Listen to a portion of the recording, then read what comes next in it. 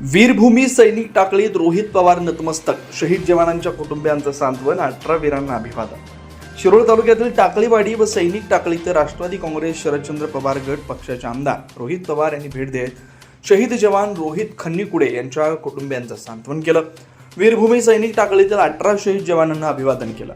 टाकळीवाडी इथं काही दिवसांपूर्वी अपघाती निधन झालेला शहीद जवान रोहित खन्नीकुडे यांच्या कुटुंबियांची त्यांनी आस्तेवाईक चौकशी केली. देशाच्या संरक्षणासाठी दिलेल्या बलिदानाचा आम्हाला अभिमान आहे. कुटुंबियांसाठी सर्वतोपरी सहकार्य राहील असं आश्वासन त्याने दिलं. यावेळी रोहित यांच्या आईच्या हंबरड्यानं वातावरण भावुक झालं. ग्रामपंचायतीसमोरील अमर जवान स्मारकास पुष्पचक्र अर्पण करून त्यांनी श्रद्धांजली वाहिली. यानंतर त्यांनी सैनिक टाकळी या ऐतिहासिक गावाला भेट दिली. कृष्णकाठी बसलेल्या या गावानं देशाला दिलेल्या 18 शहीद जवानांच्या स्मारकासमोर नतमस्तक होत त्यांनी विनम्र अभिवादन केलं.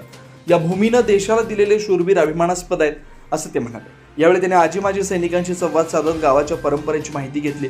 दरम्यान गावातील टेनिस क्रिकेट स्पर्धेत सहभागी होत त्यांनी स्वतः मैदानात उतरून फलंदाजी केली. त्यांच्या या दिलखुलास स्वभावामुळे युवकांमध्ये उत्साहाचं वातावरण निर्माण झालं. उपस्थितांनी त्यांच्यासोबत फोटो काढत आनंद व्यक्त केला.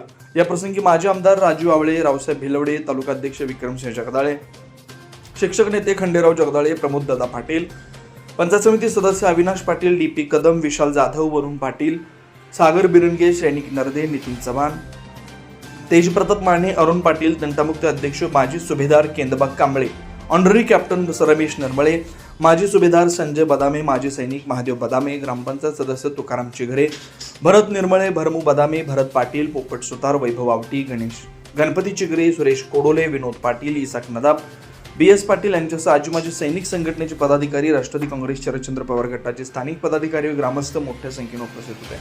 शिवार न्यूजसाठी इसाक नदाब, दत्तवाड.